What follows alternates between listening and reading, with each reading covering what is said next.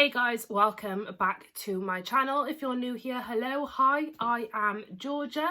Today's video I am going to try and get into really quick. I am redoing this intro to the video because my last one didn't make sense. But if you see the title of this video, you can already tell that it is a video for World Mental Health Awareness Day. And this is my journey with my mental health. So I'm not going to elaborate any more than that. I'm going to jump straight into it. But yeah, here is my story.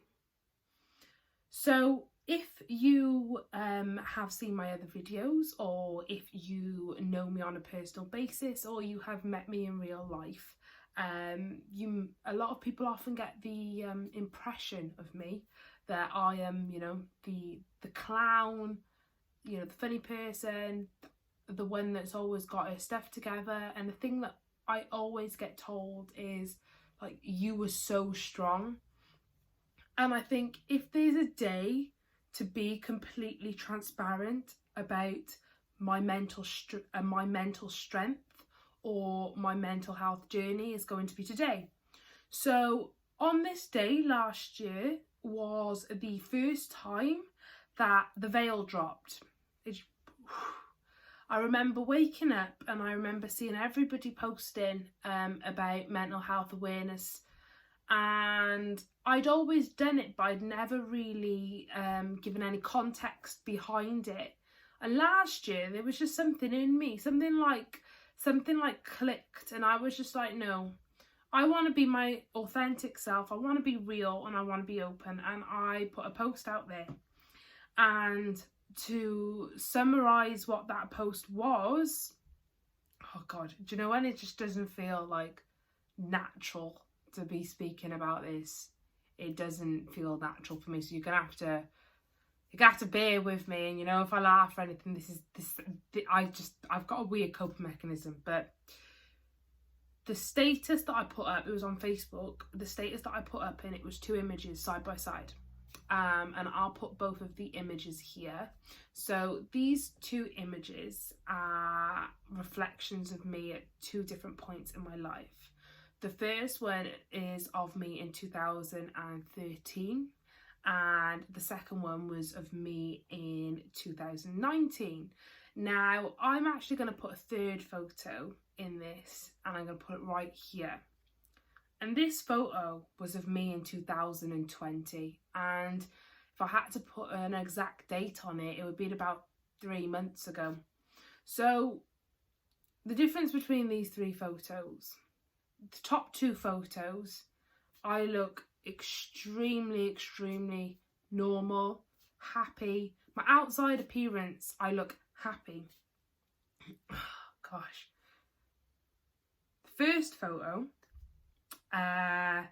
I was in sixth form, and we had a common room in my school, and at the time I was living in a different place. I'm not going to go into too many details around that situation. I was living in a different place. I wasn't living at my nan's, and I was in a relationship with this guy. And you know what you're like at like 17, 18, you think you're madly in love, and it's just, in your head, that's what it is. And for some people it's true. And in that moment I was head over heels in love with a person. But I was also juggling. I was juggling a lot of other stuff. I was juggling the fact that I hated school. I was juggling the fact that, my home life wasn't completely stable. I wasn't working because obviously I was in school, so money was hard. I was going through different friendship groups. It was a transitional period. And I didn't value myself as a person. And I didn't know who I was. I did not know who I was. And the only way to describe how I was mentally at that point in time was, I felt like I was watching a movie of me. So it was an out-of-body experience. I felt like I had no control over my emotions. I had no control how I was thinking. I just wasn't in control. It was like I was a puppet, and I was doing things and I didn't know why. I didn't rationalise why. I didn't do anything. So me and the boy that I was in love with, we broke up. And it was before school. And I remember I said goodbye to my nan. I said goodbye to my granddad. I said goodbye to my little brother. And I knew in my head that I wasn't going to come home that day. I knew I wasn't. I remember saying to my nan and my granddad, I was like, you know, I love you so much. Thank you for everything you do to me.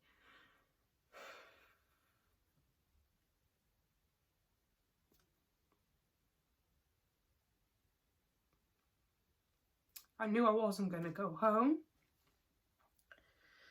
So I got to school. I went to one of my lessons. A lot of people were asking, you know, we're the generation where everything's on social media, and we're like, oh, you know, we've seen on Facebook that, you know, single, and I was like, yeah. I went to one of my lessons, and then I went to the common room, so just the common area when you're in sixth form, and I sat in the common room, and a song came on. I was the only person in there, and it was rare to be alone in the common room.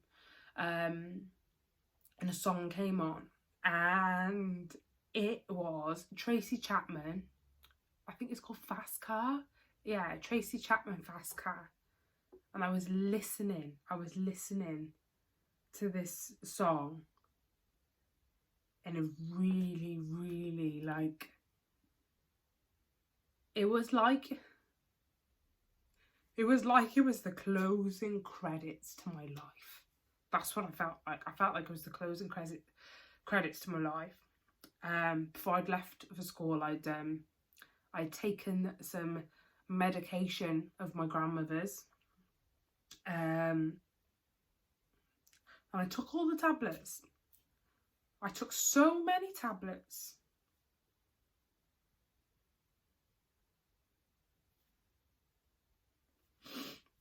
I remember waking up,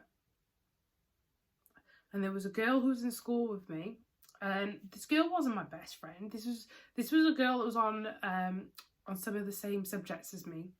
She got a heart of gold. She was crying her eyes out, and she was with me in reception. They called an ambulance.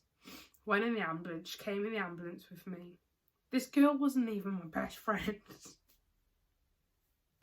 She came in the ambulance with me to the hospital, and she waited with me till my nan and granddad got there.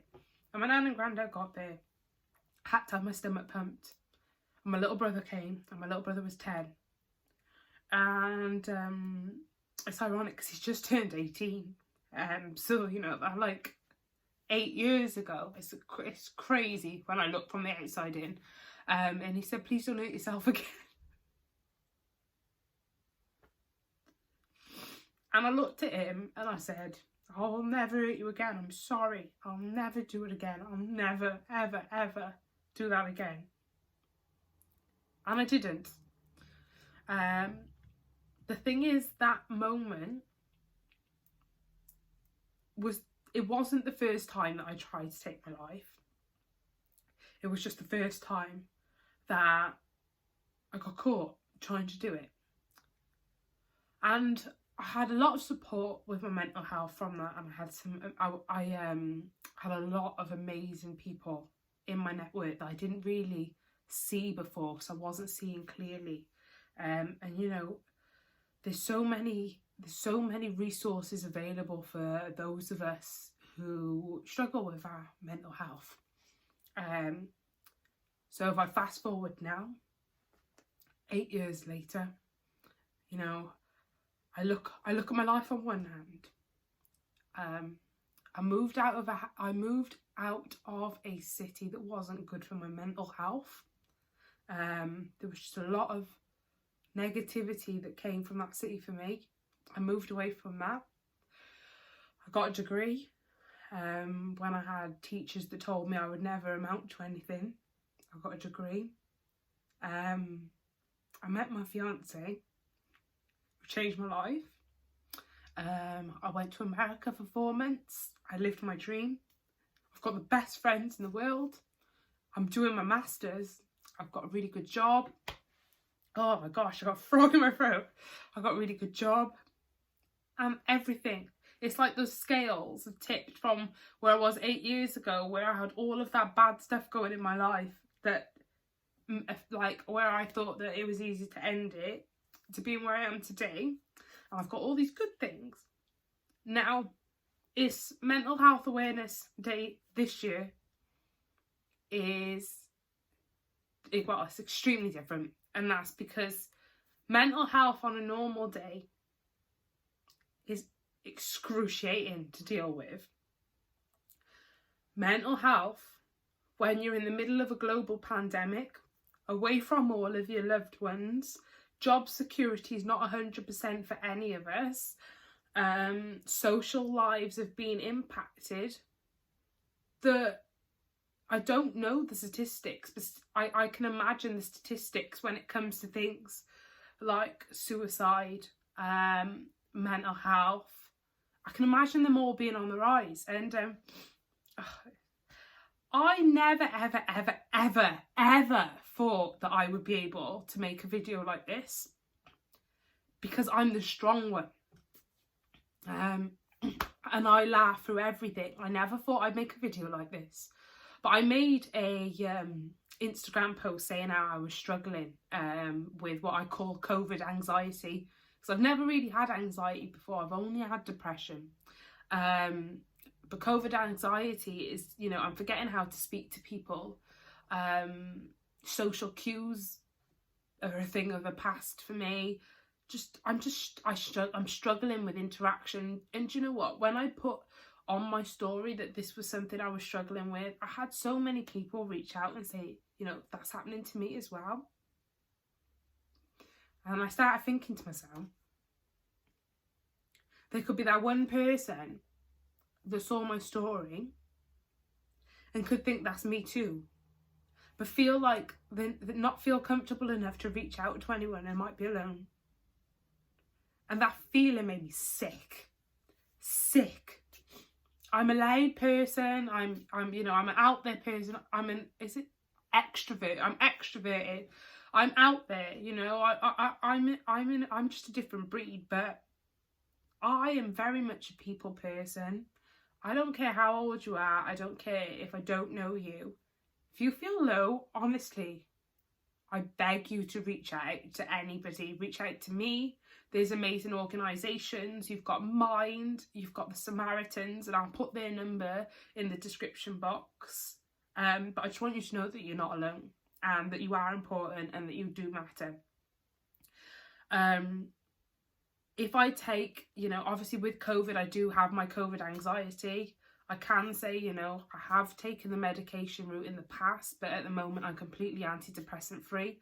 I don't think that's a win or a loss. I think that's completely down to personal preference. If you've got to take a tablet every day to make you feel better and to make life seem better, then do you. Literally do you. Like, we're all in our own lane. Sorry, the sun's just decided to come out. And nobody can judge you for doing anything at all. But this video is because I don't see my depression or my mental health struggles as a weakness anymore. I see them as a strength, and it takes a strong person to say they're not okay. And if this video can help one person, I don't care if it gets 10 views, I don't care if it gets 1 view. If that 1 view is a person that needs it, then it was worth it. And, you know, there's always a stigma around mental health that, you know, if you speak out, it's going to impact you. It's going to impact your career prospects. It's going to impact your relationship. No, it won't. And it's like finding the right person to spend the rest of your life with. It's about finding the right fit. If you're in a job that would penalise you for speaking out that you've got mental health problems, that's not the job for you. If you're in a relationship with somebody that isn't happy that you speak out about mental health, that's not the relationship for you. And this year I've done a lot of reflecting and I've parted ways with a lot of people in my life. A lot of people. And every person that I've parted ways with, I wish absolutely no ill will towards, because the people that come into your life help form who you are, and everyone is important. And anyone that has entered, left my life, I send you nothing but love. Because of my confidence, I can often be perceived as arrogant or not caring or, you know, a nasty person, but I'm not. There's a lot of layers to me. Like Shrek says, I'm an onion, but I'm going to stop waffling. I think this video really encapsulated what I wanted to say, but I just wanted everyone to know that you're not alone. You are not alone. We are in this together, and every one of us, we are enough. We are enough. I'm going to try and get this up, guys, but have a lovely weekend. Yeah, you're just seeing another side of Georgia D.